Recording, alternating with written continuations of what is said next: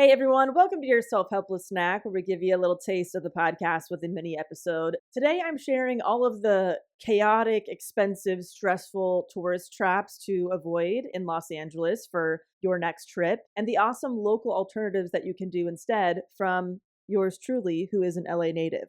I'm born and raised out here, grew up in both LA County and Ventura County, so I got you covered. And by the way, nothing I'm listing today is a sponsor. These are just things that I enjoy. So I get this question a lot, whether it's from our friends and family who want to visit LA or, you just hear people say they either had an awesome time or a terrible time.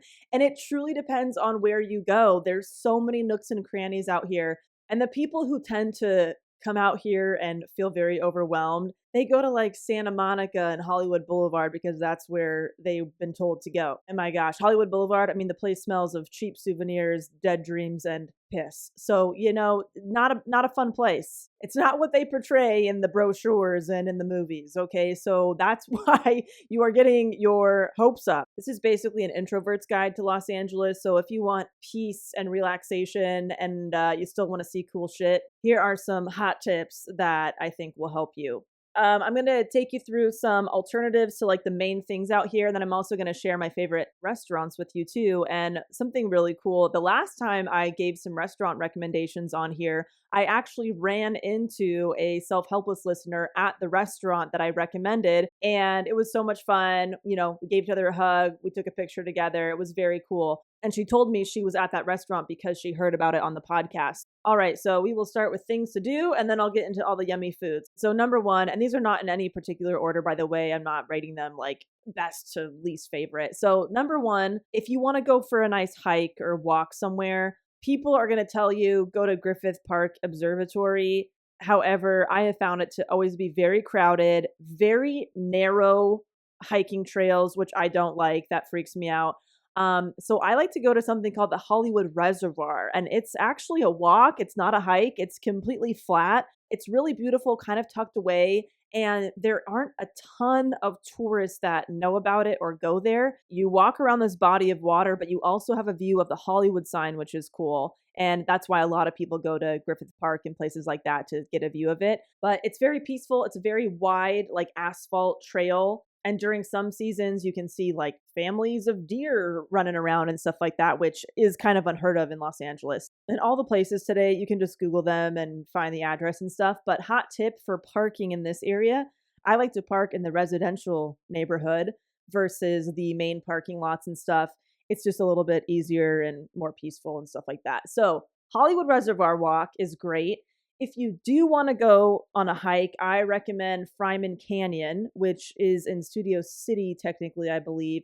Nice little hike. You get some good exercise, some pretty views, but it's not as crazy crowded and narrow and steep, I find, as Griffith Park. So it's a lot more relaxing, but you still get a nice little sweat a little and all that good stuff. So that's my walk/hike spot for you. Okay, moving on to the beach. You're probably getting referred to go to Malibu or Zuma or Venice or Santa Monica Pier or something like that, all of which are fine for different reasons. I mean, Venice, if you want to be stimulated with a million different things, lots of sights, lots of sounds, lots of people, lots of stuff happening at Venice. It's cool. It's fun. It's an experience. If you're looking for more of a relaxing getaway, which I'm usually looking for if it's a beach day, you can actually drive to Ventura, and there are tons of little residential type beaches there where apartment complexes and stuff have beach access. It feels so private and quiet and, white sand, and it's beautiful.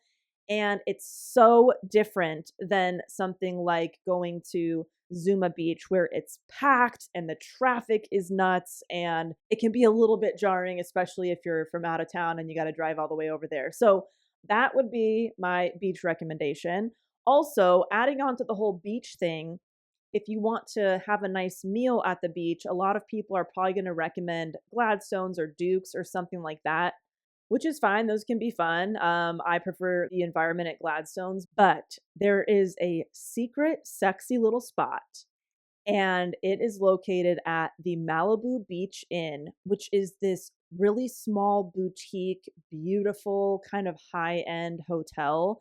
And although it's pretty pricey to stay there overnight, you can book a reservation at their little restaurant, and it is right on the water. And it's just so intimate. The view is unreal. It's kind of quiet. You do feel like you're on your own little private beach. It's amazing. So yeah, if you want more of like a lots of people, kind of more of a party vibe, then those other ones are good. But if you're looking for a little bit more of an exclusive experience without the really high cost, just have dinner there. Last time I was there, I got their plant-based bolognese, which was fantastic. Some grilled avocado, something. I forget, a few other things. Very good. So the next alternative I want to share is an alternative to the theme parks out here. And of course, if you have kids and that's where you're choosing to go, awesome. But if you want more of an adult theme park type of experience, I recommend the Magic Castle. It's this huge castle in the Hollywood Hills, and every little nook and cranny has a different magic show happening. It is so much fun. There's a bunch of different little hidden bars, and they have like a suit coat type of dress code situation, but it's kind of fun because everybody around you is dressed up. It just feels like, I don't know, you're kind of stuck in time somewhere from my experience. I think it's quite cool. Hot tip, because the Magic Castle is kind of an invite only experience or a membership type of experience, which can get pricey. However, if you look at the magicians that are performing there during the weekend or week that you want to attend, what you can do is you can reach out to one of them, whether it's on their email list or Instagram or whatever, and see if you can get on their guest list. And they might be able to get you on there for free, and then just make sure you tip them really well and go to see their show and support them and all that good stuff. But this way, you don't have to pay a membership fee. You don't have to go to the required dinner, which can be pricey. And from what I hear, it's pretty mediocre food. Sorry, Magic Castle. And you are likely doing the magician a favor because coming in as their guest, they're also showing the club that they can pull fans in to the shows and stuff like that, which might help them with, their own career in some way. So there you go. Try to get on somebody's guest list, give them a juicy tip, go see their show. You're welcome. Okay, I've already mentioned Hollywood Boulevard. You know how I feel about that place. Look, if you want to go take a picture with a certain star, go for it, but I wouldn't be spending my whole day/trip there. You will be very disappointed. So other places to walk around and see cool stuff that isn't just a chain of souvenir shops and stuff. I recommend going on what I like to call a walk venture, where you just walk whatever street or area you're in and pop into things that pique your interest and see where you end up. I would do this in Toluca Lake on Riverside Drive. You can go to West Hollywood and walk down Melrose and see all kinds of stuff there. Or you can walk Ventura Boulevard, Studio City, that area. So those are a few fun streets that isn't Hollywood Boulevard. You'll thank me later. All right, this next one is an alternative to places like zoos, marine parks, that kind of thing. So if you're like me and you refuse to go to places like that or anywhere else that animals are often kidnapped from the wild, held captive, forced to do labor, or carry a human on their back in some way, or otherwise exploited or harmed for profit, anywho. Animal sanctuaries are a great alternative to that super gross industry, and my favorite sanctuary is called the Gentle Barn. It is in Santa Clarita. And these animals have been rescued from all kinds of horrible situations and they've been rehabilitated. And you can spend time with them, you can hold them, pet them. And everybody who works there and volunteers there are lovely and very knowledgeable. So, highly recommend something like that. And it's closer and more affordable than a giant marine park that people come out here for that I will not fucking name. Okay, so there you go on that one. Okay, now I'm going to give you some tips for spotting celebrities and actors and checking out filming locations from your favorite TV shows and movies. If you want to spot some people that you may recognize, instead of taking a strange tour where you stalk people's houses in a bus, I recommend going to a comedy club out here instead. So the Hollywood Improv and the Comedy Store, they both have like bar kind of hangout areas. It's easy to see people at the bar or people walking in. So the performers who are performing there that night that you see on, the website on the list and stuff are obviously going to be there. But other people hang out there too, whether their friends come and hang out, or there's certain kind of last minute special guest spots from somebody walking in. You're pretty much guaranteed to see somebody, obviously, but not only just in the show setting, but also hanging out, getting some drinks at the bar. Also, you will likely see people just walking around a neighborhood in Toluca Lake or Beverly Hills. I can't tell you how many people I've seen just shopping at Trader Joe's in Toluca Lake. So those types of things, going to a neighborhood, going to the bar at a comedy club, and then for filming locations and stuff, instead of studio backlot tours, which are very cool, by the way, if you want to see sets and inside of sound stages. But if you don't feel like, going somewhere where it's going to be crowded or you have to be on a big bus or golf cart with other people, you can just do a self-guided tour. Spots around LA, like the Greystone Mansion is a really cool spot. Lots of things have been filmed there. It's the high school for Gilmore Girls, I believe. It's in The Big Lebowski, Batman, tons of things. So it's just this big mansion, but the grounds are beautiful. There's gardens, and you can just go there for free and walk around, take photos. It's absolutely stunning. And you can look up all the different things that have filmed there. Of course, you can go to, LACMA and see the light posts and stuff from La La Land, but also the San Fernando Valley. There's tons of things, a lot of exteriors for stuff. For example, you can see the building where The Office was filmed, or the apartment from The Karate Kid, or even, the exterior shot of the Kardashian house from the old series, if you're into that. But that one is just the exterior. It's not where they actually lived. So little movie magic for you. Bob's Big Boy from Austin Powers is in Toluca Lake. The car wash from the Britney Spears music video is out there. So there are these little spots everywhere where you can go at your own pace and pick and choose what you visit.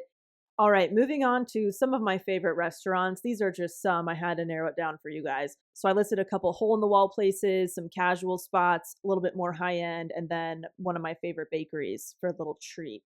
By the way, these are all vegan restaurants, and please don't let that detour you. LA has some of the most incredible food on the planet. I even took my friend who was born and raised in Texas to one of these places, and she couldn't believe how incredible the meat and stuff was. So your mind will be blown.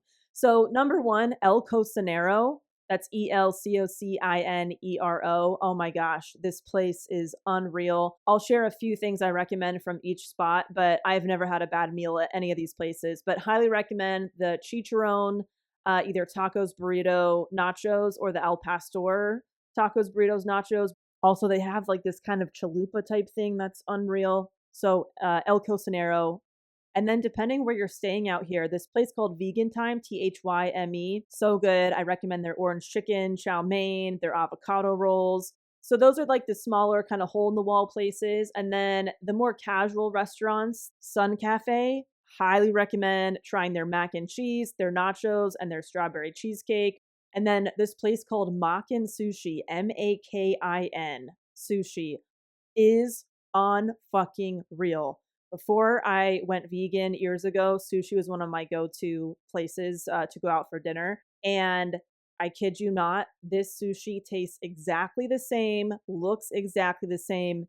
It's fucking wild. Even if you're not visiting here, just go check out their website and be blown away. I recommend the dynamite roll, volcano roll, the spicy tuna crispy rice, amigos roll. I can't pick. There's just too much. And then a couple little more fancy upscale spots. Crossroads is really good. I recommend their chicken scallopini and their calamari. And then Nick's on Beverly, NIC''S on Beverly. Oh my gosh, they have like this country fried chicken dish. Their brunch is phenomenal. I can't pick. It's too much, but those are the maybe more date night places, nice family dinner type stuff. And then a couple of my favorite places to get a treat would be Toluca Bakery. Oh my gosh, their banana cream tart and just any of their cake type stuff. And then if you love donuts as much as I do, you're going to want to go to Donut Friend. And they have these incredible gourmet donuts, and they have all kinds of different sizes. I mean, you can get like strawberry shortcake donuts and all kinds of cool stuff. So those would be some of my go-to treat spots. Oh, and if you just want to go somewhere beautiful for a cup of coffee or a smoothie or a glass of wine, you should check out the Westlake Village Inn. It's this big campus. There's a hotel, a winery, a restaurant or two, golf course, and this outdoor winery that they have is called Stonehouse. And it's just this big, beautiful open area. And it's just nice to walk around those grounds or find a little outdoor spot to sit. And fun fact, if there are any Bachelor or Bachelorette fans tuning in, that is where the Bachelor or Bachelorette stays while they are filming, because Bachelor Mansion is about 15-20 minutes down the road. So there you go. Double fun fact, Cam and I actually got married there. Well, we eloped during the pandemic, but then when we were able to have a wedding with our family and friends, that's where we did our bigger ceremony and reception there. And that's it for now. Enjoy your next trip to Los Angeles. And if you live here, maybe you want to add some of these things to your list if you haven't been yet. Hope you're having a good day. I'll talk to you soon. Thank you for tuning in to Self-Helpless. You can find our brand new merch, Patreon community, and other fun goodies at selfhelplesspodcast.com. We'd be thrilled if you left an Apple Podcast review, shared this episode with a friend, or post about it on Instagram and tag us at Self-Helpless Podcast so we could repost you and say hi. As an independently produced show, we sincerely appreciate your support. Thanks, everybody.